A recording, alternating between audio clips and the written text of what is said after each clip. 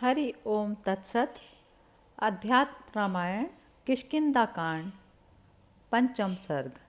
भगवान राम का शोक और लक्ष्मण जी का किष्किंधापुरी में जाना। उमा कहूँ मैं अनुभव अपना, सत हरि भजन जगत सब सपना। भगवान शिव अपनी पत्नी पार्वती जी से कहते हैं, हे उमा, मैं अपना अनुभव कहता हूँ। केवल हरि का निरंतर स्मरण ही एकमात्र सत्य है। बाकी इस जगत में सब कुछ केवल स्वप्न मात्र है। श्री महादेव जी पार्वती जी से बोले, एक दिन प्रदोष काल रात्रि के प्रथम भाग में प्रवचन पर्वत के मणिमय शिखर पर बैठे हुए श्री रामचंद्र जी सीता जी के विरह जनित संताप को सहन कर ना सकने के कारण इस प्रकार बोले, हे लक्ष्मण, देखो हमारी सीता को राक्षस जबरदस्ती हर कर ले गया। वह सुंदरी जीवित है या मर गई, इसका निश्चय करने के लिए हमें अभी तक कुछ भी पता नहीं लगा। यदि कोई मुझे यह समाचार सुनाए कि वह जीवित है तो वह मेरा बड़ा ही उपकारी होगा। यदि मुझे उस साध्वी के जीवित रहने का पता लग गया तो फिर कुछ भी हो, समुद्रों में से अमृत के समान मैं जैसे होगा वैसे उसे अवश्य तुरंत ले आऊँगा। भाई, मेरी प्रतिज्ञा सुनो। जो दुष्ट मेरी सीता को हर के लेके गया है, उसे पुत्र, सेना और वाहनों के सहित मैं भस्म कर डालूंगा। हे चंद्रवदने सीते, मुझे ना देखने से अत्यंत दुख आतुर होकर राक्षस के घर में रहती हुई तुम किस प्रकार प्राण धारण करोगी। चंद्रमुखी सीता के बिना तो मुझे चंद्रमा भी सूर्य के समान तापप्रद जान पड़ता है। हे चंद्र, तुम अपनी किरणों से पहले जानकी को स्पर्श करो। उनका स्पर्श करने से वे शीतल हो जाएंगी, फिर उन शीतल किरणों से मुझे स्पर्श करना। हाय, सुग्रीव भी कैसा निर्दयी हो गया है, जो मुझ दुखिया की ओर नहीं झांकता। निष्कंटक राज्य पाकर मद्यपान में आसक्त होकर वह काम किंकर स्त्रियों से घिरा एकांत में पड़ा रहता है। इससे वह स्पष्ट ही बड़ा कृतघ्न देख पड़ता है। शरद ऋतु का आगमन देखकर भी वह प्राण प्रिया सीता की खोज कराने नहीं आया। मैंने उसका पहले काम किया, तथापि वह दुष्ट कृतघ्न होकर मुझे भूल गया। जिस प्रकार मुझे सीता को हर ले जाने वाले का नाश करना है, उसी प्रकार मैं सुग्रीव को भी उसके नगर और बंधु बांधवों के सहित मार डालूंगा। जैसे वाली मेरे हाथ से मारा गया, वैसे ही आज सुग्रीव भी मारा जाएगा। इस प्रकार रघुनाथ जी को क्रोध देखकर लक्ष्मण जी बोले, हे राम, आप मुझे आज्ञा दीजिए, मैं अभी जाकर दुष्टचित्त सुग्रीव को मारकर आपके पास लौट आता हूँ। ऐसा कह हाथ में धनुष और तरकश लेकर लक्ष्मण जी को अपने आप ही जाने के लिए उद्यत देख श्री रामचंद्र जी बोले, वत्स, सुग्रीव मेरा प्यारा मित्र है, तुम उसे मत मारना। केवल यह कहकर कि तू वाली के समान मारा जाएगा, उसे डराना और फिर शीघ्र ही उसका उत्तर लेकर आ जाना। उस समय जो कुछ करना होगा मैं अवश्य वही करूँगा। तब महापराक्रमी लक्ष्मण जी बहुत अच्छा कह तुरंत ही किष्किंधापुरी में आए। उस समय उन्होंने क्रोध से ऐसा उग्र रूप धारण किया था मानो संपूर्ण वानरों को भस्म कर डालेंगे। श्री रघुनाथ जी सर्वज्ञ और ज्ञान स्वरूप हैं। श्री लक्ष्मी जी सर्वदा उनकी सेवा में रहती हैं। साधारण स्त्री के वियोग से योग शोक युक्त करते देख प्राकृत पुरुष के समान वे सीता जी के शोक से विवल हो रहे हैं। वे प्रभु बुद्धि आदि के साक्षी, माया के कार्यों से परे और राग द्वेष आदि विकारों से रहित हैं। फिर इन विकारों का कार्य रूप शोक उन्हें कैसे हो सकता है। उन्होंने तो ब्रह्मा जी की वाणी सत्य करने और महाराज दशरथ को उनकी तपस्या का फल देने के लिए ही मनुष्य रूप से अवतार लिया है। सब लोग माया से मोहित होकर अज्ञान के वशीभूत हो गए हैं। उससे इनका किस प्रकार छुटकारा हो, यह सोचकर भगवान विष्णु अपनी सकल लोक मलापराणी रामायण नाम की कथा का लोक से विस्तार करने के लिए राम रूप होकर मनुष्य के समान अनेकों लीलाएं करते हुए व्यवहार की सिद्धि के लिए समय अनुकूल क्रोध, मोह और काम आदि विकारों को स्वीकार करके विकारों के वशीभूत हुई प्रजा को अपनी लीला से मोहित कर रहे हैं, किंतु संपूर्ण गुणों में अनुरक्त से दिखलाई देते हुए भी वे वास्तव में उन सब से रहित हैं। वे विज्ञान स्वरूप हैं, विज्ञान ही उनकी शक्ति है तथा एकमात्र साक्षी और गुणातीत हैं। इसलिए वे आकाश के समान काम आदि से सर्वदा अलिप्त हैं। उनके वास्तविक स्वरूप को कोई न कोई मुनिजन, जनकादि राज ऋषिगण तथा उनके विशुद्ध चित्त भक्तजन ही सदा ठीक ठीक जान पाते हैं। वे अजन्मा भगवान भक्त की भावना के अनुसार अवतार लेते हैं। इधर लक्ष्मण जी ने किष्किंधापुरी के पास जाकर पहुंचकर संपूर्ण वानरों को भयभीत करते हुए अपने धनुष की प्रत्यंचा का बड़ा भयंकर टंकार किया। उस समय नगर के परकोटे पर चढ़े हुए कुछ साधारण वानर लक्ष्मण जी को देखकर अपने हाथों में पत्थर और वृक्ष आदि लेकर किलकारी मारने लगे। उन वानरों को देखकर वीर व लक्ष्मण जी के नेत्र क्रोध से लाल हो गए और वे धनुष चढ़ाकर उनका मूल उच्छेद करने के लिए तत्पर हुए। तब लक्ष्मण जी को आए जान वहाँ मंत्रीवर अंगद जी तुरंत ही उछलकर आए और उन्होंने सब वानरों को रोककर उनके पास जाकर दंडवत प्रणाम किया। उसके बाद प्रियवर्धन श्री लक्ष्मण जी ने अंगद को हृदय से लगाकर कहा, वत्स, तुम अभी जाकर अपने काका सुग्रीव को सूचना दो कि रघुनाथ जी तुमसे अत्यंत क्रुद्ध हैं और उनकी प्रेरणा से मैं यहाँ आया हूँ।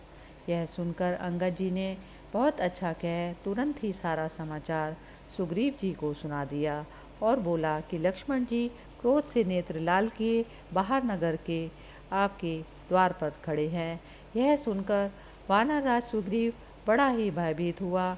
उन्होंने मंत्री प्रवर हनुमान जी को बुलाकर कहा, तुम अंगद के साथ तुरंत ही लक्ष्मण जी के पास जाओ और उन क्रोधित हुए वीरवर को धीरे धीरे अति विनयपूर्वक शांत कर आदरपूर्वक अपने साथ यहाँ ले आओ।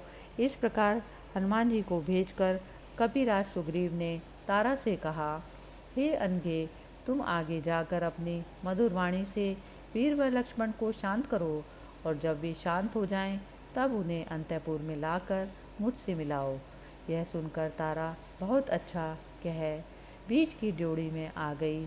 इधर अंगद जी के हनुमान जी के लक्ष्मण जी के पास आए और उन्हें सिर नवाकर भक्तिपूर्वक स्वागत करते हुए बोले, हे महाभाग वीरवर, निशंक होकर आइए, यह आप ही का घर है। इसमें पधार कर राजमहर्षियों से और महाराज सुग्रीव से मिलिए, फिर आपकी जो आज्ञा होगी हम वही करेंगे। ऐसा कह पवन नंदन हनुमान जी भक्तिपूर्वक लक्ष्मण जी का हाथ पकड़कर उन्हें नगर के बीच से होकर राज मंदिर को ले गए।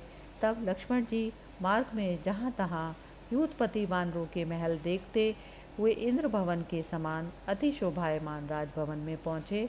वहाँ बीच की जोड़ी में चंद्रवदना तारा बैठी थी। वह संपूर्ण आभूषणों से विभूषिता थी तथा उसके नेत्र मत से कुछ अरुण वर्ण हो रहे थे। वह मधुर भाषिणी तारा लक्ष्मण जी को प्रणाम कर मुस्कुराती हुई बोली, आइए देवर जी, आपका शुभ हो। आप बड़े ही साधु स्वभाव और भक्त वत्सल हैं। आपने अपने भक्त और अनुगत वानर राज सुग्रीव पर किस कारण इतना कोप किया? उसने तो बहुत दिनों से बिना किसी प्रकार का सहारा मिले दुख ही दुख भोगा है।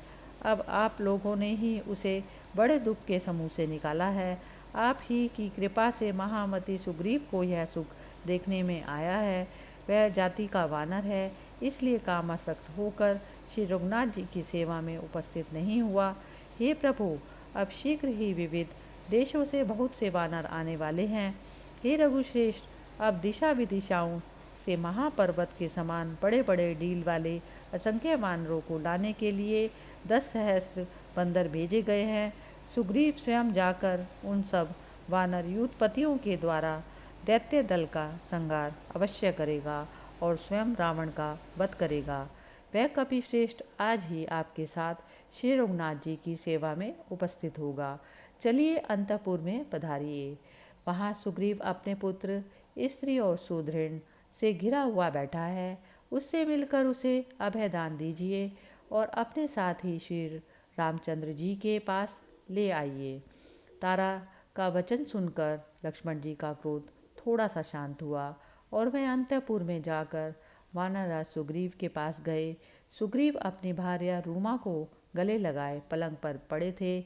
लक्ष्मण जी को देखते ही वे अत्यंत भयभीत के समान उछलकर खड़े हो गए। उनके नेत्र मत से विवल हो रहे थे। उन्हें ऐसी दशा में देखकर श्री लक्ष्मण जी ने अति क्रोधित होकर कहा, अरे दुशील, तू रघुनाथ जी को भूल गया। तू नहीं जानता जिस बाण के द्वारा वीरवर वाली मारा गया वही आज तेरी प्रतीक्षा कर रहा है। मालूम होता है मेरे हाथों से मारा जाकर भी तू वाली के मार्ग से ही जाना चाहता है। लक्ष्मण जी को इस प्रकार अति कठोर भाषण करते देख वीरवर हनुमान जी बोले, महाराज ऐसी बात क्यों कहते हैं? ये वानरराज श्री रामचंद्र जी के आपके से भी अधिक भक्त है। भगवान राम के कार्य के लिए ये दिन रात जागते रहते हैं, ये उसे भूले नहीं हैं। ये करोड़ों वानर इसलिए सब ओर से आ रहे हैं। ये सब शीघ्र ही सीता जी की खोज के लिए जाएंगे और महाराज सुग्रीव रामचंद्र जी का सब कार्य भली भांति करेंगे। हनुमान जी के इस प्रकार वचन सुनकर लक्ष्मण जी लज्जित हुए। तदंतर सुग्रीव ने अर्घ्य और पाद्य आदि से लक्ष्मण जी की भली प्रकार पूजा की और उनसे गले मिलकर कहा, श्रीमन मैं तो राम का दास हूँ, उन्होंने मेरी रक्षा की है। वे अपने तेज से आधे क्षण में ही संपूर्ण लोगों को जीत सकते हैं। हे प्रभु, मैं तो अपनी वानर सेना के साथ केवल उनका सहायक मात्र होऊंगा।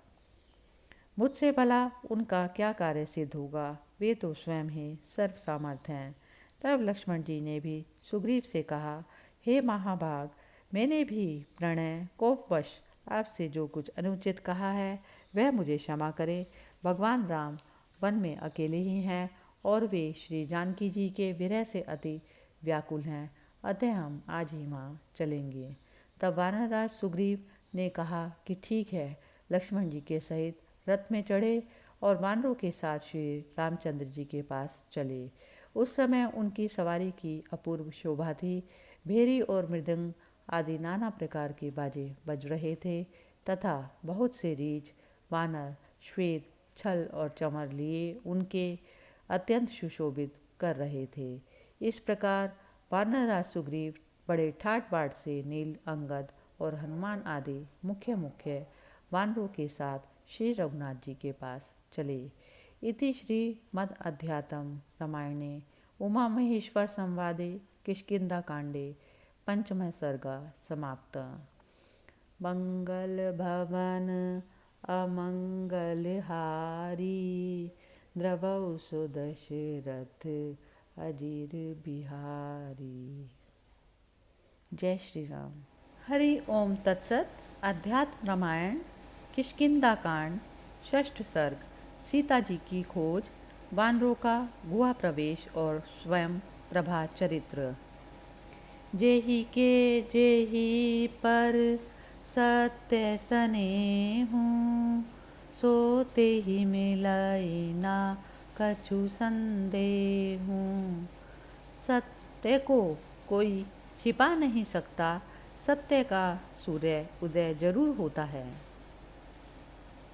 श्री महादेव जी पार्वती जी से बोले, मृग चर्म और जटा मुकुट से सुशोभित विशाल नयन सस्मित मनोहर मुखारविंद शांतपूर्ण श्याम शरीर भगवान राम को सीता जी की विरह व्यथा से संतप्त होकर मृग और पक्षियों की ओर निहारते हुए गुफा के द्वार पर एक शिलाखंड पर बैठे देख सुग्रीव और लक्ष्मण दूर से ही तुरंत रथ से उतर पड़े और अत्यंत भक्तिभाव से श्री रघुनाथ जी के चरणों में जा गिरे। धर्मज्ञ श्री रामचंद्र जी ने सुग्रीव को गले लगाकर उनकी कुशल पूछी और अपने पास बिठाकर उनका यथोचित सत्कार किया। तब सुग्रीव ने भक्तिवश अति विनीत होकर श्री रघुनाथ जी से कहा, भगवान, वानरों की यह महान सेना आ रही है।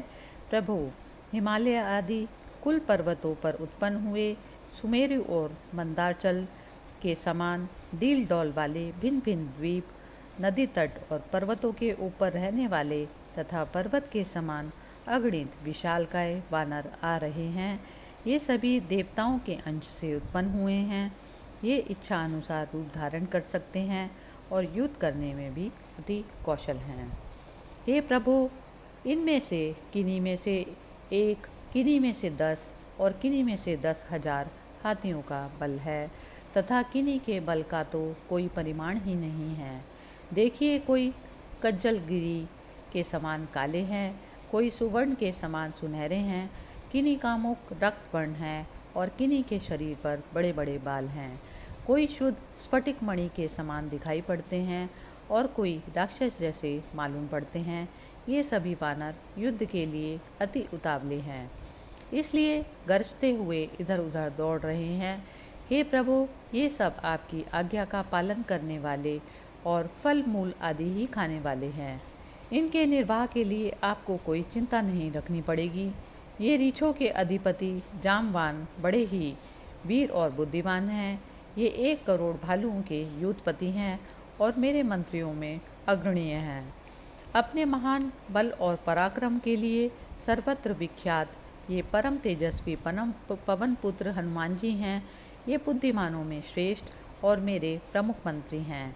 इनके अतिरिक्त हे राम, नल, नील, गवय, गवाक्ष, गंधमादन, शरभ, मैंदव, गज, पनस, बलिमुख, दधिमुख, सुषेण, तार तथा हनुमान के पिता महाबली और परमधीर केसरी ये मेरे प्रधान युद्धपति हैं। सो मैंने आपको बता दिया। ये सब बड़े महात्मा वीर और इंद्र के समान पराक्रमी हैं तथा इनमें से प्रत्येक करोड़ों वानरों के युद्ध का अधिपति है। ये सभी आपके आज्ञाकारी और देवताओं के अंश से उत्पन्न हुए हैं। ये वाली के पुत्र परम विख्यात श्रीमान अंगद जी हैं। ये भी वाली के समान ही बलवान और राक्षस दल का दलन करने वाले हैं। इस प्रकार ये सब तथा और भी बहुत से वानर वीर आपके लिए प्राण न्यौछावर करने को उद्यत हैं। ये पर्वत शिखर लेकर लड़ा करते हैं और शत्रु का नाश करने में बड़े कुशल हैं। हे रघुश्रेष्ठ, ये सब आपके अधीन हैं। आप इन्हें इच्छा अनुसार आज्ञा दीजिए। तब श्री रामचंद्र जी ने नेत्रों में आनंद अश्रु भरकर सुग्रीव जी को हृदय से लगा लिया और कहा, सुग्रीव, तुम मेरे कार्य की कठिनता के विषय में जानते ही हो। यदि तुम ठीक समझो तो इन्हें यथा योग्य जानकी जी की खोज के लिए नियुक्त कर दो। राम का यह वचन सुनकर वानरश्रेष्ठ सुग्रीव ने प्रसन्न होकर बहुत से बलवान वानरों को सीता जी की खोज के लिए भेजा। इस प्रकार तुरंत ही समस्त दिशाओं में से अनेकों वानरों को भेजकर दक्षिण दिशा में अधिक प्रयत्न के साथ महाबली युवराज अंगद, जामवान, हनुमान, नल, सुषेण, शरभ, मैंद और द्विद आदि को भेजा तथा उनसे इस प्रकार कहा, मेरी आज्ञा से तुम सब लोग बड़े प्रयत्न से शुभ लक्ष्मणा जानकी जी को खोज करो और 1 मास के भीतर ही लौटाओ। यदि सीता को बिना देखे तुम्हें 1 मास से एक दिन भी अधिक हो जाएगा तो हे वानरों, याद रखो, तुम्हें मेरे हाथों से प्राणांत दंड भोगना पड़ेगा। उन महापराक्रमी वानरों को इस प्रकार भेजकर सुग्रीव श्री रामचंद्र जी को प्रणाम करके उनके पास आकर बैठ गए। उस समय पवन नंदन हनुमान को आते देख श्री रघुनाथ जी ने कहा, हे कपिश्रेष्ठ, तुम मेरी यह अंगूठी ले जाओ। इस पर मेरे नामाक्षर खुदे हुए हैं। इसे अपने परिचय के लिए तुम एकांत में सीता जी को दे देना। हे कपिश्रेष्ठ, इस कार्य में तुम ही समर्थ हो। मैं तुम्हारा बुद्धि बल अच्छी तरह जानता हूँ। अच्छा जाओ, तुम्हारा मार्ग कल्याण में हो। इस प्रकार वानरराज सुग्रीव के भेजे हुए वे अंगद आदि वानरगण सीता जी की खोज करते हुए पृथ्वी पर जहाँ तहाँ विचरने लगे। घूमते घूमते उन्होंने विंध्याचल के गहन पर्व में जाकर पर्वताकार भयंकर राक्षस देखा जो जंगल के मृग और हाथियों को पकड़ पकड़ कर खा रहा था। कुछ वानरों ने समझा कि यही रावण है। बड़ा किलकिला शब्द करते हुए उसे एक क्षण में ही घूंसों से मार डाला। फिर उसे इतनी सुगमता से मरा हुआ देखकर यह रावण नहीं है ऐसा कहते हुए वे एक दूसरे घोर वन में गए। वहाँ उन्हें प्यास लगी किंतु जल कहीं भी दिखाई नहीं पड़ा। उस भयंकर वन में घूमते घूमते उनके कंठ, ओट और तालू सूख गए। तब उन्होंने वहाँ तृण, गुल्म और लता आदि से ढकी हुई एक विशाल गुफा देखी। उसमें से उन्होंने भीगे हुए पंखों वाला क्रौंच और हंसों को निकलते देखा। तब यह कहकर कि चलो इस गुफा में चलें, उन्होंने वहाँ अवश्य जल होगा, सबसे पहले हनुमान जी उसमें प्रवेश करा। उनके पीछे ही अन्य सब वानर एक दूसरे की बाह में पकड़कर डालकर उत्सुकतापूर्वक उसमें घुस गए। बहुत दूर तक अंधकार में ही जाने के अनंतर उन वानरों ने देखा कि वहाँ स्फटिक मणि के समान स्वच्छ जल से पूर्ण कई सरोवर हैं। उनके पास ही पके फलों के भार से झुके हुए कल्पतरु के समान सुंदर वृक्ष हैं, जिनमें शहद के छत्ते लगे हैं। पास ही मणि में वस्त्र अलंकारों से युक्त और दिव्य भक्ष्य भोजन आदि सामग्रियों से परिपूर्ण सर्व गुण संपन्न निर्जन भवन है। उनमें एक दिव्य भवन उन्होंने अति आश्चर्यचकित हो एक रमणी को अकेली सुवर्ण सिंहासन पर विराजमान देखा। वह सुंदरी योगाभ्यास में तत्पर एक योगिनी थी। अपने तेज से वह उस स्थान को प्रकाशित कर रही थी तथा शरीर पर चीर वस्त्र धारण किए उस समय ध्यान कर रही थी। उस महाभागा युवती को देखकर वानरों ने भय और प्रीति से उसे प्रणाम किया। तब उस देवी ने उसकी ओर देखकर कहा, तुम लोग क्यों और कहाँ से आए हो? तुम किसके दूत हो तथा मेरे स्थान को क्यों भ्रष्ट कर रहे हो? यह सुनकर हनुमान जी ने कहा, देवी, मैं आपसे सब वृतांत निवेदन करता हूँ। सुनिए, परम ऐश्वर्य संपन्न महाराज दशरथ अयोध्या के अधिपति थे। उनके महाभाग्यशाली ज्येष्ठ पुत्र राम नाम से विख्यात हैं। वे अपने पिता की आज्ञा मानकर अपनी भार्या और छोटे भाई के सहित वन में आए थे। यहाँ उनकी परम साध्वी पत्नी को दुरात्मा रावण हर के ले गया। तब वे अपने अनुज के सहित वानरराज सुग्रीव के पास आए। सुग्रीव ने उनसे मित्र भाव हो जाने के कारण हमें यह आज्ञा दी है कि तुम लोग राम की प्राण प्रिया की खोज करो। अतः हम वहीं से आए हैं। यहाँ वन में जानकी को ढूंढते ढूंढते हम जल की आवश्यकता हुई, इससे हम इस भयंकर कंदरा में घुसे और दैव योग से हम यहाँ आ गए। हे शुभे, आप यहाँ किस लिए रहती हैं और कौन है यह हमें बताइए। यह सब देखकर उस योगिनी को बड़ा हर्ष हुआ और वह वानरों से बोली, पहले तुम इच्छा अनुसार फल मूल आदि खाकर अमृत में जलपान करो, फिर मेरे पास आना, तब मैं आराम से तुम्हें अपना सब वृतांत सुनाऊंगी। तब उन वानरों ने बहुत अच्छा कह यथेष्ट फल मूल आदि खाकर जल पिया और फिर प्रसन्नचित से उस देवी के पास आकर हाथ जोड़कर खड़े हो गए। उसके बाद वह दिव्य दर्शना योगिनी हनुमान जी से इस प्रकार कहने लगी, पूर्व काल में विश्वकर्मा की हेमा नाम वाली एवं दिव्य रूपिणी पुत्री थी। उस सुंदरी ने अपने नृत्य से श्री महादेव जी को प्रसन्न किया। प्रसन्न होने पर श्री शंकर ने उसे यह विशाल और दिव्य नगर रहने को दिया। यहाँ वह सुंदर दांतों वाली हजारों वर्ष रही। मैं उसकी सखी दिव्य नामक गंधर्व की पुत्री हूँ। मेरा नाम स्वयं प्रभा है। मुझे मोक्ष की इच्छा है, अतः मैं सर्वदा विष्णु भगवान की उपासना में तत्पर रहती हूँ। पूर्व काल में जब वह ब्रह्मलोक को जाने लगी, तब उसने मुझसे कहा कि तू सब प्रकार के प्राणियों से रहित इस स्थान में ही रहकर तपस्या कर। त्रेता युग में साक्षात अव्यय नारायण राजा दशरथ के यहाँ जन्म लेकर पृथ्वी का भार उतारने के लिए वन में विचरेंगे। उनकी भार्या को ढूंढते हुए कुछ वानर तेरी गुहा में आएंगे। उनका भली प्रकार सत्कार कर तू श्री रामचंद्र जी की प्रयत्नपूर्वक वंदना और स्तुति करके भगवान विष्णु के नित्य धाम को चली जाएगी, जो योगियों को ही सिर्फ प्राप्त होने योग्य है। अतः मैं तुरंत ही भगवान राम का दर्शन करने के लिए जाना चाहती हूँ। तुम लोग अपनी अपनी आंखें मूंद लो, अपनी गुहा के बाहर पहुँच जाओगे। उन्होंने ऐसा ही किया और तुरंत ही पहले वन में पहुँच गए। इधर वह योगिनी भी उस गुहा को छोड़कर तत्काल श्री रामचंद्र जी के पास आई और वहाँ सुग्रीव तथा लक्ष्मण जी के सहित उनका दर्शन किया। उस बुद्धिमता ने श्री रामचंद्र जी की प्रदक्षिणा कर उन्हें बारंबार प्रणाम किया और फिर पुलकित तनु होकर गदगद वाणी से इस प्रकार कहने लगी।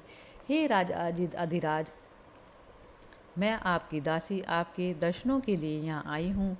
मैंने आपका दर्शन पाने के लिए ही गुफा में रहकर सहस्त्रों वर्षों से कठोर तपस्या की है। आज मेरा वह तप सफल हुआ। आज यह कैसा शुभ दिन है। मैं साक्षात मायातीत और समस्त भूतों में अलक्षित भाव से बाहर भीतर विराजमान आप परमेश्वर को प्रणाम कर रही हूँ। आप अपने शुद्ध स्वरूप को योग माया से आवृत कर मनुष्य शरीर में प्रकट हुए हैं।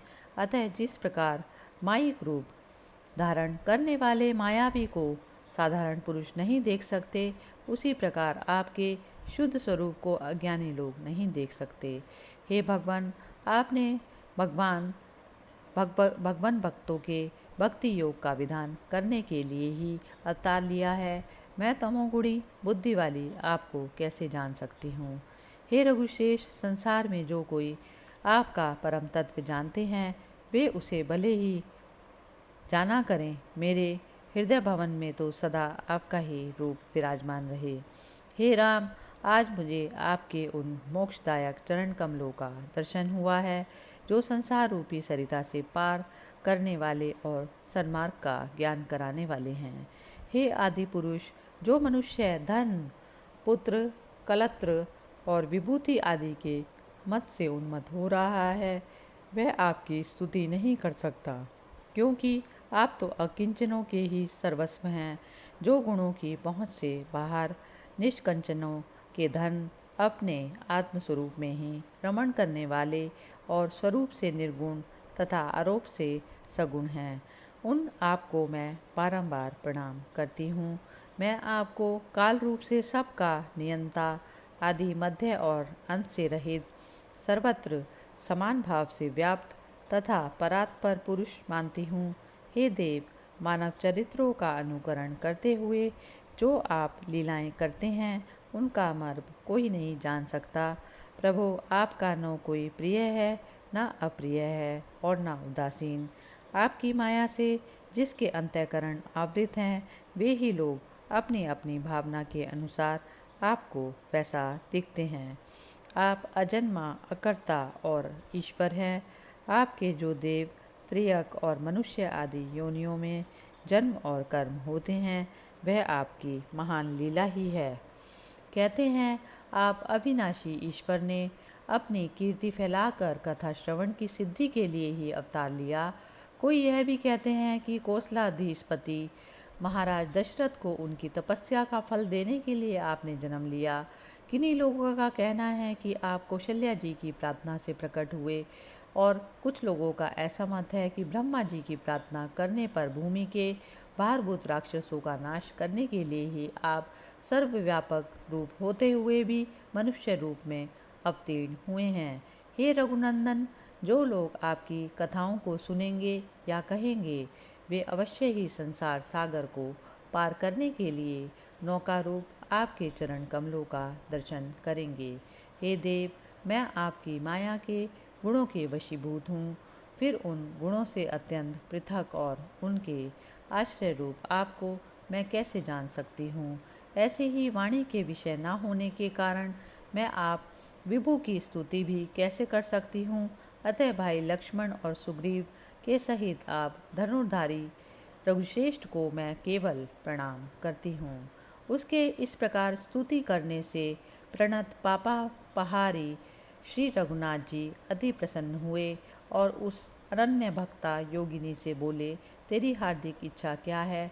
उसने अति भक्तिपूर्वक श्री रघुनाथ जी से कहा, हे भक्त वत्सल प्रभु, मैं जहाँ कहीं भी जन्म लूँ, आप मुझे अपनी अविचल भक्ति दे दीजिए। प्रत्येक जन्म में मेरा संग आपके भक्तों से ही हो, संसारी लोगों से ना हो, और मेरी जिव्या सदा भक्तिपूर्वक राम राम ऐसा रटा करे। और हे परमात्मा, हे राम, मेरा मन आपकी उस शोभायमान श्यामल मूर्ति का श्री सीता जी और लक्ष्मण जी के सहित सर्वदा चिंतन करता रहे। और धनुष बाण धारण किए हैं तथा जो पीताम्बरधारी मुकुट विभूषित एवं भुजबंद नुपुर मोतियों की माला कौस्तुभ मणि और कुंडलों से सुशोभित है। हे प्रभु, इसके सिवा मैं कोई और वर नहीं मांगती। तब श्री रामचंद्र जी बोले, हे महाभागे, ऐसा ही होगा। अब तू बद्रिका आश्रम को जा, वहाँ मेरा स्मरण करती हुई तू शीघ्र ही इस पांच भौतिक शरीर को छोड़कर मुझ परमात्मा को प्राप्त हो जाएगी। रघुनाथ जी के ये अमृत के समान मधुर वचन सुनकर स्वयं प्रभा उसी समय पुण्य क्षेत्र बद्रिका आश्रम को चली गई, जहाँ बहुत से बेरों के वृक्ष लगे हुए हैं। वहाँ अपने अंतःकरण में श्री रघुनाथ जी का स्मरण करती हुई वह अंत में शरीर छूटने पर परम पद को प्राप्त हुई। इति श्रीमद् अध्यात्म रामायणे उमा महेश्वर संवादे किष्किंधाकांडे षष्ठ सर्गे समाप्त। हरि ओम तत्सत। मंगल भवन अमंगल हारी, द्रवौ सुदशरथ अजीर बिहारी। जय श्री राम। हरि ओम तत्सत। अध्यात्म रामायण किष्किंधाकांड सप्तम सर्ग। वानरों का प्रायोपवेशन और संपाति से भेंट। होई है सोई जो राम रचि राखा, को करी तर्क बड़ा वैसाखा।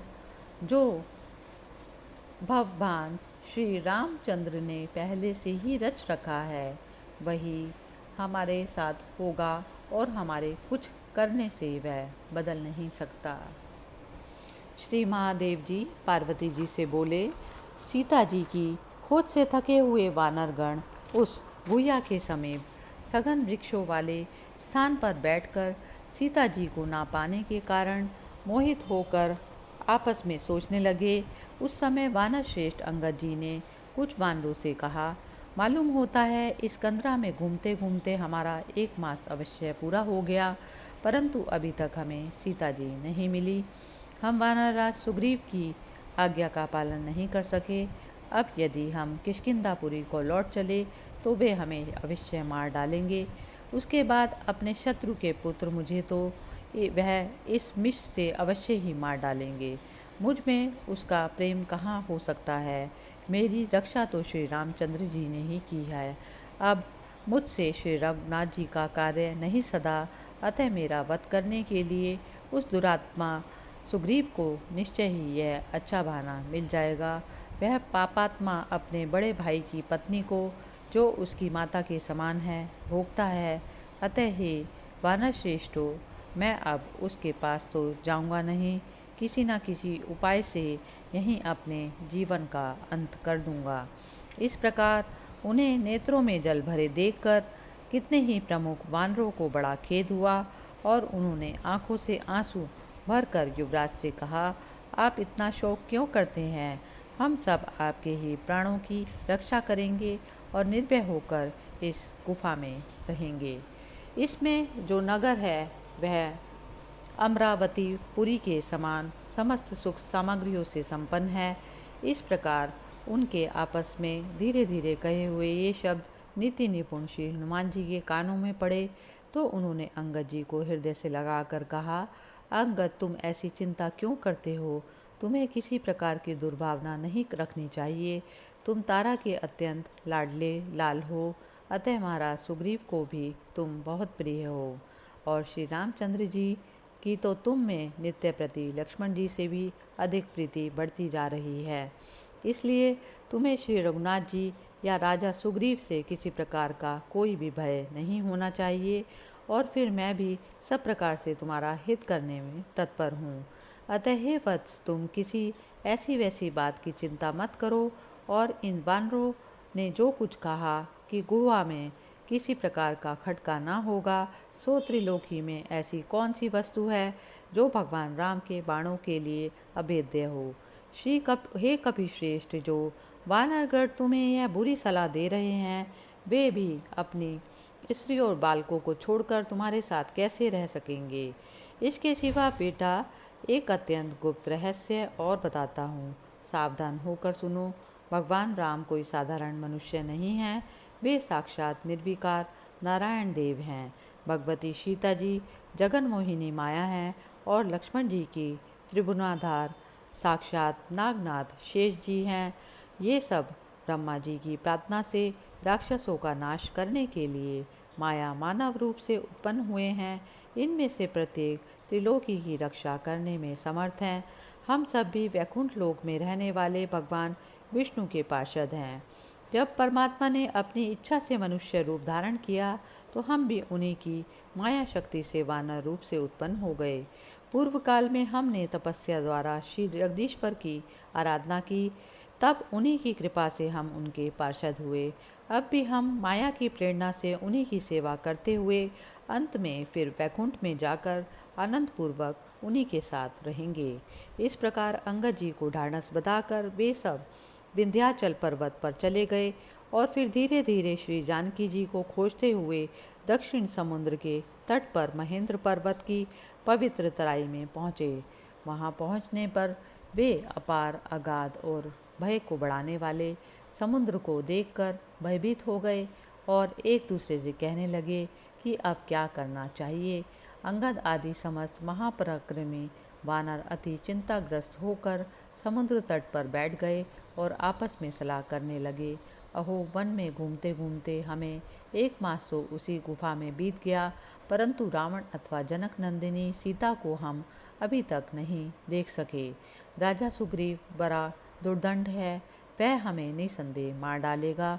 सुग्रीव के हाथ से मरने की अपेक्षा तो प्रायोपवेशन अंजल छोड़कर मर जाने में ही हमारा कल्याण है। ऐसा निर्णय कर कर वे सब जहाँ तहाँ कुशा बिछाकर मरने का निश्चय कर वहीं बैठ गए। इसी समय महेंद्र पर्वत की कंदरा से निकलकर वहाँ एक पर्वताकार गिद्ध धीरे धीरे चलकर आया।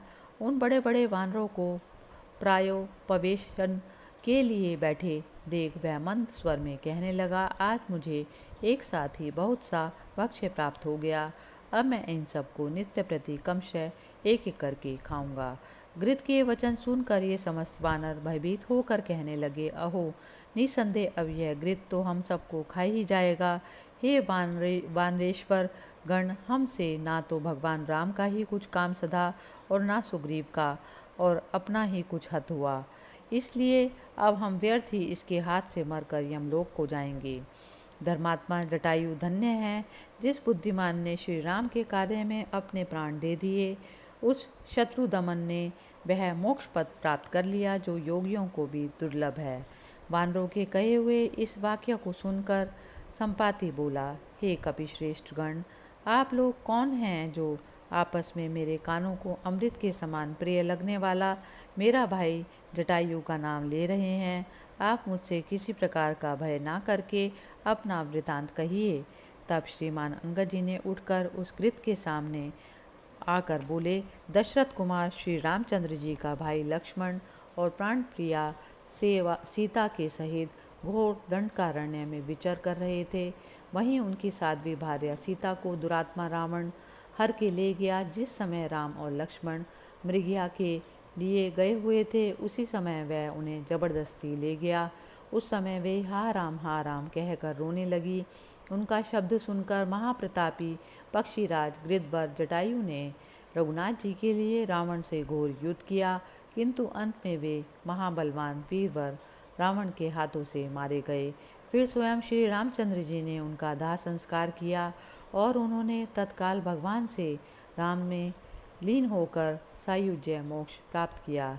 तदंतर रघुनाथ जी सुग्रीव के पास आए और अग्नि को साक्षी मानकर उनसे मित्रता की। फिर सुग्रीव के कहने से महाबली राम जी ने अति दुर्जय वाली को मारा और वानरों को राज्य सुग्रीव को दे दिया। महाबली सुग्रीव ने हमारे जैसे अनेकों महापराक्रमी वानरों को सीता की खोज के लिए भेजा है और यह कह दिया है कि सब लोग 1 मास के भीतर ही लौट आना, नहीं तो मैं तुम्हारे प्राण हर लूँगा। उनकी आज्ञा से इस वन में घूमते हुए हम एक गुफा में चले गए। वहाँ हमारा मास समाप्त हो गया, किंतु अभी तक हमें तो ना तो सीता का ही पता चला और ना रावण का। अतः अब हम प्रायोपवेशन करके मरने के लिए इस खारी समुद्र के तट पर बैठे हैं। हे पक्षिन, यदि तुम्हें शुभ लक्षणा सीता जी का कुछ पता चला हो तो बतलाओ। अंगद जी के इस प्रकार के वचन सुनकर संपाति चित्त में प्रसन्न होकर बोला, हे कपीश्वरो, जटायु मेरा परम प्रिय भाई था। आज कई सहस्र वर्षों के अनंतर मैंने अपने भाई का समाचार सुना है। हे वानरों, मैं बातों से अवश्य आप लोगों की कुछ सहायता कर सकूंगा। पहले भाई को जलांजलि देने के लिए मुझे जल के पास ले चलो, फिर आप लोगों की कार्य सिद्धि के लिए जो ठीक होगा वही सब कुछ बतलाऊंगा। तब बहुत अच्छा कहकर वे संपाति को समुद्र तट पर ले गए। वहां पहुंचकर उसने जल में स्नान करके भाई को जलांजलि दी। उसके बाद वानरगण उसे उसके स्थान पर ले गए। वहां बैठकर संपाति अपने वचन से वानरों को आनंदित करता हुआ बोला, चित्रकूट पर्वत पर लंका नाम की एक नगरी है। वहाँ श्री सीता जी अशोकवन में राक्षसियों की देखरेख में रहती है। वह लंकापुरी यहाँ से 100 योजन की दूरी पर समुद्र के बीच में है। इसमें संदेह नहीं, मुझे तो वह और सीता जी यहीं से दिख रही हैं। आप लोग इसमें संदेह ना करें। गृध होने के कारण मेरी दृष्टि बहुत दूर तक जाती है। आपसे जो कोई 100 योजन समुद्र को लाग सकता हो, वही निश्चय जानकी जी को देख कर आ सकता है। मेरे भाई को मारने वाले इस दुरात्मा रावण को मारने में मैं अकेला ही समर्थ हूँ, परंतु क्या करूँ, मेरे पंख नहीं रहे। आप लोग किसी न किसी तरह समुद्र लागने का प्रयत्न कीजिए, फिर राक्षस राज रावण को तो श्री रघुनाथ जी स्वयं मार डालेंगे। आप लोग अब यह विचार करें कि आप में से ऐसा कौन सा शक्तिशाली है जो 100 योजन विस्तार वाले समुद्र को लांघकर लंका में जाए और श्री जानकी जी से मिलकर तथा उनके साथ संभाषण कर सके, फिर समुद्र पार करके लौट आए। इति श्रीमद् अध्यात्म रामायणे उमा महेश्वर संवादे किष्किंधा कांडे सप्तम सर्गे समाप्त। हरि ओम तत्सत। हरि ओम तत्सत। अध्यात्म रामायण किष्किंधा कांड अष्टम सर्ग संपाति की आत्मकथा। जाकी रही भावना जैसी, प्रभु मूरत देखी तिन तैसी। जिसकी जैसी भावना होती है प्रभु के लिए, उन्हें प्रभु वैसा ही दिखाई देते हैं। श्री महादेव जी पार्वती जी से बोले। यह सुनकर वानरों ने बड़े कौतूहल से भरकर संपाति से पूछा, भगवान, आप आरंभ से ही अपना वृतांत सुनाइए। तब संपाति ने पहले जैसा जैसा किया था वह सब वृतांत सुनाते हुए कहा, पूर्व काल में मैं और भाई जटायु जिस समय पूर्व युवा थे, बल के गर्व से उन्मत्त होकर यह जानने के लिए कि हम में कितना बल है, बड़े घमंड से आकाश में सूर्यमंडल पर्यंत जाने को उड़े। जब हम कई सहस्र योजन ऊंचे उड़े तो जटायु सूर्य के तेज से जलने लगा। मैं उसकी रक्षा के लिए मोहवश उसे अपने पंखों से ढककर चलने लगा और अंत में सूर्य की किरणों से पंख जल जाने के कारण यहाँ विंध्याचल के शिखर पर गिर पड़ा और हे कपीश्वरों, बहुत ऊंचे से गिरने के कारण मूर्छित हो गया। जब 3 दिन पश्चात मुझे चेत आया तो पंख जल जाने से मेरा चित्त भ्रम में पड़ गया और मैं यह कुछ भी ना जान सका कि यह कौन सा देश अथवा गिरी शिखर है। फिर धीरे धीरे नेत्र खोलने पर मुझे वहाँ एक सुंदर आश्रम दिखाई दिया। तब मैं धीरे धीरे उस आश्रम के पास गया। वहाँ चंद्रमा नामक मुनीश्वर रहते थे। उन्होंने मुझे देखकर विस्मयपूर्वक कहा, संपाति, यह क्या तुम्हें आज इस प्रकार विरूप किसने कर दिया? मैं तुम्हें पहले से ही जानता हूँ, तुम तो बड़े बलवान हो, फिर तुम्हारे पंख कैसे जल गए? यदि तुम ठीक समझो तो अपना सब वृतांत कहो। तब मैंने उन मुनिशिष्ट को अपनी सब करतूत सुनाई। फिर वह अति दुखित होकर उन्होंने कहा, अब मैं दावाग्नि में जल मरूंगा, क्योंकि हे प्रभु, बिना पंखों के मैं किस प्रकार जीवन धारण कर सकता हूँ।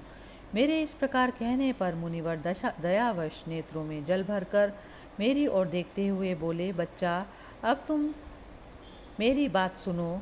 उसे सुनकर तुम्हारी जैसी इच्छा हो वही करना। इस दुख का आश्रय देह ही है और देह कर्मजन्य है। पुरुष जब देह में अहम बुद्धि करता है तब कर्म की प्रवृत्ति होती है और यह अविद्या जनित जड़ अहंकार अनादि है। अग्नि से तप्त लोहा पिंड के समान यह अहंकार सर्वदा चिदाभास से व्याप्त है।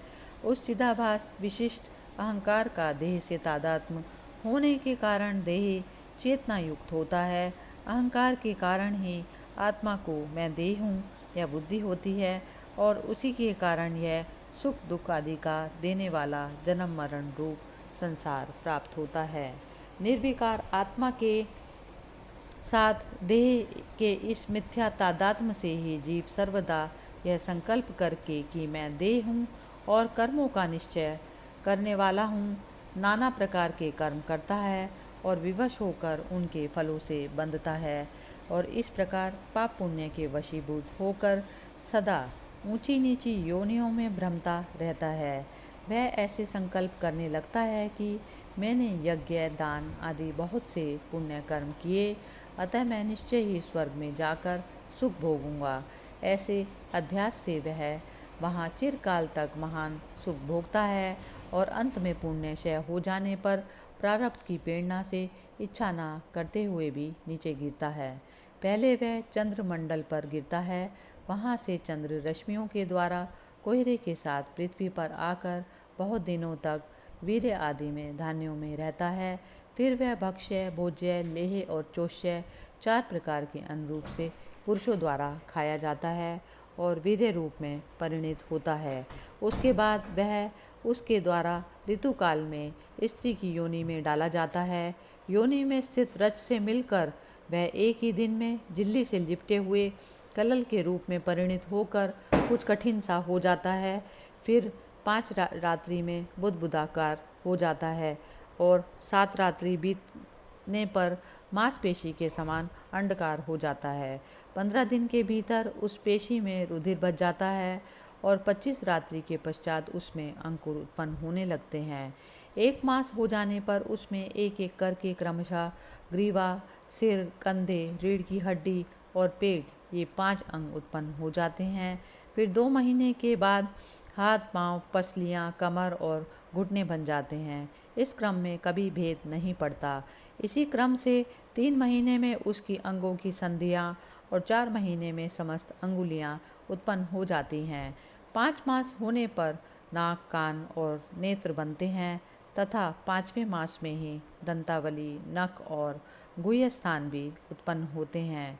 6ठे मास में आरंभ में ही कानों के छिद्र स्पष्ट हो जाते हैं तथा इसी समय गुदा, स्त्री पुरुष भेद से योनि अथवा लिंग आदि नाभि उत्पन्न होते हैं। 7वें महीने में रोम और सिर के केश उत्पन्न होते हैं और 8वें महीने में सब अंगोपांग अलग अलग स्पष्ट हो जाते हैं। हे पक्षिन, इस प्रकार स्त्री के गर्भाशय में गर्भ बढ़ता है। जिस समय 5वां महीना होता है उसी समय जीव का चेतना शक्ति प्राप्त होती है। गर्भ स्थित पिंड अपनी नाभि में लगे हुए नाल के सूक्ष्म छिद्र से प्राप्त माता के खाए हुए अन्न से रस से बढ़ता है और अपने कर्मवश मरता नहीं है। उस समय अपने संपूर्ण पूर्व जन्मों का कर्मों का स्मरण करके जठरानल से संतप्त हुआ यह जीव इस प्रकार कहता है, पहले कई प्रकार कई सहस्र योनियों में उत्पन्न होकर मैंने करोड़ों बंधु बांधव, पशुवर और स्त्री पुत्र आदि के संबंध का अनुभव किया है। मुझ अभागे ने उस समय स्वप्न में भी भगवान विष्णु का स्मरण नहीं किया, बस अपने कुटुंब के भरण पोषण में आसक्त होकर न्याय अथवा अन्याय से धन कमाने में ही लगा रहा।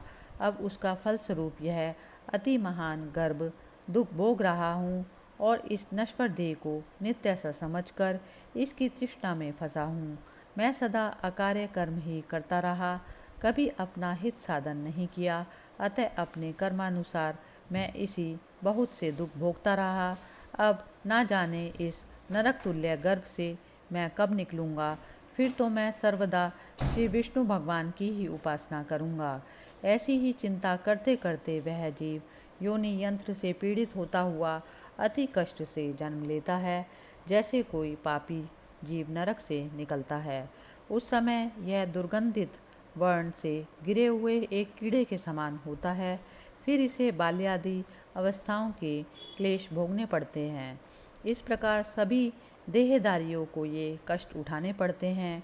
हे कृत, इसके पीछे होने वाले युवा अवस्था आदि के सब दुख तूने भी स्वयं देखी ही हैं और भी सब इन्हें जानते ही हैं, इसीलिए मैंने इनका वर्णन नहीं किया।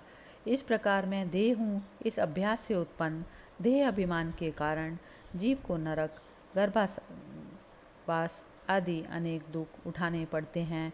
अतः मनुष्य को चाहिए कि अपने आत्मा को प्रकृति से अतीत और स्थूल सूक्ष्म दोनों प्रकार के शरीरों से पृथक जानकर देह आदि की ममता छोड़कर आत्मज्ञान संपन्न हो।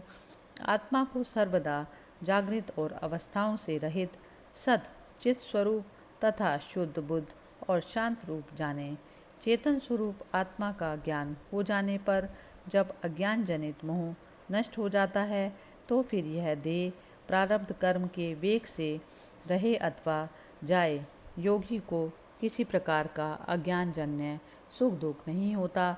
अतः जब तक तेरा प्रारब्ध क्षय ना हो तब तक कांचुली सहित सर्प के समान आनंदपूर्वक देह धारण करके रह। इसके अतिरिक्त हे पक्षिन, तेरे परम हित की एक बात और बताता हूँ, सुन। त्रेता युग में अविनाशी नारायण देव महाराज दशरथ के यहाँ अवतार लेकर रावण का वध करने के लिए अपनी भार्या सीता और भाई लक्ष्मण के सहित दंडकारण्य में आएंगे। वहाँ दोनों भाइयों के तपोवन से चले जाने पर रावण श्री जानकी जी को सूने आश्रम से चोर के समान ले जाकर लंका में रखेगा। उसके बाद वानर राज सुग्रीव की आज्ञा से उन्हें खोजते हुए कुछ वानरगण समुद्र तट पर आएंगे। वहाँ किसी कारण विशेष से तेरे साथ उनका समागम होगा, इसमें संदेह नहीं। अब तू उन्हें सीता जी का ठीक ठीक पता बतला देना। बस उसी समय तेरे फिर नए पंख उत्पन्न हो जाएंगे। संपाति बोला, हे वानेश्वर गण, इस प्रकार मुझे चंद्र नामक मुनीश्वर ने समझाया। इससे मैं शांत होकर इस समय की प्रतीक्षा में लगा रहा। देखिए, अब मेरे यह अति कोमल नवीन पंख निकल आए हैं। आप लोगों का कल्याण हो। अब मैं जाना चाहता हूँ, इसमें संदेह नहीं। आप लोग सीता जी को अवश्य देखेंगे। केवल इस दुर्लंघ्य समुद्र के लांघने का प्रयत्न कीजिए। वानरगण, जिनके नाम से स्मरण मात्र से बड़े दुष्ट जन भी इस अपार संसार सागर को पार करके भगवान विष्णु के सनातन परम पद को प्राप्त कर लेते हैं। आप लोग तो त्रिलोकी की स्थिति करने वाले उन्हीं भगवान राम के प्रिय भक्तगण हैं। फिर इस क्षुद्र समुद्र मात्र को पार करने में आप क्यों ना समर्थ होंगे। इति श्रीमद् अध्यात्म रामायणे उमा महेश्वर संवादे किष्किंधा कांडे अष्टम सर्ग समाप्त। हरि ओम तत्सत। हरि ओम तत्सत। अध्यात्म रामायण किष्किंधा कांड नवम सर्ग। समुद्र उल्लंघन की मंत्रणा। होई है सोई जो राम रचि राखा, को करी तर्क बड़ा वैसाखा। जो भगवान श्री राम ने पहले से ही रच रखा है वही होगा, हमारे कुछ करने से कुछ नहीं बदल सकता।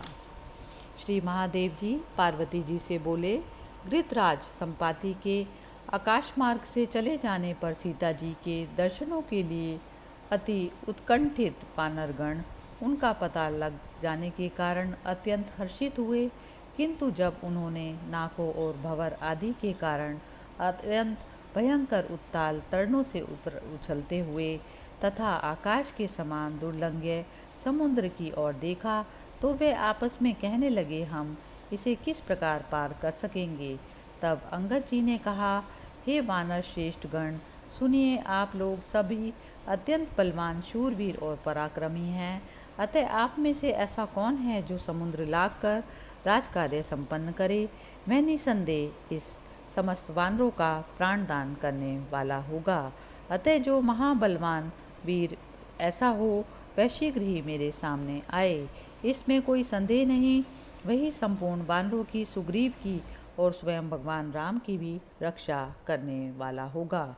युवराज अंगद जी ने इस प्रकार कहने पर समस्त वानर सेनापति चुपचाप बैठे रहे।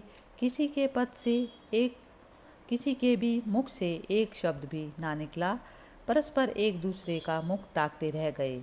अंगद बोले, इस कार्य को करने के लिए सब लोग अपनी शक्ति का वर्णन करें, तब इस बात का पता चलेगा कि यह चीज़ कौन साध पाएगा। अंगद जी की यह बात सुनकर सब वानर वीर पृथक पृथक अपना बल बतलाने लगे।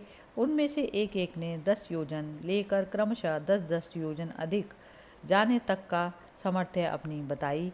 अंत में उन सब पंचरों में से जामवान ने अपनी शक्ति 100 योजन के भीतर तक जाने की बताई। वे बोले, पूर्व काल में जब भगवान ने त्रिविक्रम अवतार लिया था, तब मैं उनके पृथ्वी के बराबर परिमाण वाले चरण के चारों ओर परिक्रमा करने के लिए 21 बार फिरा था, किंतु अब मुझे वृद्धा अवस्था ने दबा लिया है, इसलिए मैं समुद्र को नहीं लांघ सकता। अंगद जी ने भी कहा, मैं इस महासागर के पार तो जा सकता हूँ, किंतु वापस लौटने की सामर्थ्य मेरे में नहीं है। तब वीरवर जामवान ने उनसे कहा, अंगद जी, इस कार्य को करने में यद्यपि आप सर्वदा समर्थ हैं, तथापि आपको इस कार्य में नियुक्त करना हमें ठीक नहीं जमता, क्योंकि आप हमारे नायक और नियामक हैं। अंगद बोले, ऐसी बात है तो हम सबको प्रायोपवेश में ना संकल्प करके फिर पूर्ववत कुशासनों पर ही पड़े रहना चाहिए, क्योंकि यह काम तो किसी से हुआ ही नहीं, फिर जीवन भी कैसे रह सकता है। तब वीरवर जामवान ने कहा, बेटा, जिसके हाथ से हमारा यह कार्य बहुत शीघ्र ही सिद्ध हो सकता है, वह वीर मैं तुम्हें दिखलाता हूँ। यूँ कहकर जामवान ने वहाँ बैठे हुए हनुमान जी से कहा, हे हनुमान, इस महान कार्य के उपस्थित होने में आप इस प्रकार अनजान के समान चुपचाप एकांत में क्यों बैठे हैं। हे महावीर, आप साक्षात पवन देव के पुत्र हैं और उन्हीं के समान पराक्रमी हैं, अतः आप अपनी सामर्थ्य दिखलाइए। महात्मा वायु ने राम कार्य के लिए आपको उत्पन्न किया है। जिस प्रकार आपका जन्म हुआ, उसी प्रकार आप सूर्य का उदय हुआ देखकर इस पके फल को लेना चाहिए। इस इच्छा से बाल लीला से ही 5 योजन उछले और पृथ्वी पर गिरे थे। अतः ऐसा कौन है जो आपके बल का महात्म्य वर्णन कर सके। हे सुव्रत, आप खड़े हो जाइए और यह राम कार्य करके हम सबकी रक्षा कीजिए। जामवन के ये वचन सुनकर हनुमान जी अति प्रसन्न हुए और उन्होंने समस्त ब्रह्मांड को मानो कंपायमान करते हुए घोर सिंहनाद किया। दूसरे त्रिविक्रम भगवान के समान वे पर्वताकार हुए और कहने लगे, हे वानरों, मैं समुद्र को लांघकर लंका को भस्म कर डालूंगा और रावण को उसके कुल सहित मारकर श्री जानकी जी को ले आऊँगा, अथवा कहो तो रावण के गले में रस्सी डालकर और लंका को त्रिकूट पर्वत सहित बाएं हाथ पर उठाकर भगवान राम के आगे ले जाकर डाल दूंगा, या केवल शुभ लक्षणा जानकी जी को देखकर ही चला आऊं। हनुमान जी की ये वचन बात सुनकर जामवन ने कहा, हे वीर, तुम्हारा शुभ हो। तुम केवल शुभ लक्षणा जानकी जी को जीती जागती देख कर आओ, फिर रामचंद्र जी के साथ जाकर अपना पुरुषार्थ दिखलाना। हे भद्र, आकाश मार्ग से जाते हुए तुम्हारा कल्याण हो। राम कार्य के लिए जाते समय वायु तुम्हारा अनुगमन करे। इस प्रकार के आशीर्वादों से अभिनंदन करते हुए वानर यूथपतों के विदा करने पर हनुमान जी महेंद्र पर्वत के शिखर पर चढ़ गए। वहाँ उन्होंने अद्भुत रूप धारण कर लिया। उस समय समस्त प्राणियों को वायुपुत्र महात्मा हनुमान जी महान पर्वतराज के समान विशालकाय, सुवर्ण वर्ण, अरुण बाल सूर्य के समान मनोहर मुख वाले और महान सर्पराज के समान दीर्घ भुजाओं वाले दिखलाई देने पड़े। इति श्री मद् अध्यात्म रामायणे उमा महेश्वर संवादे किष्किंधा कांडे नवम सर्ग समाप्तः। हरि ओम तत्सत्।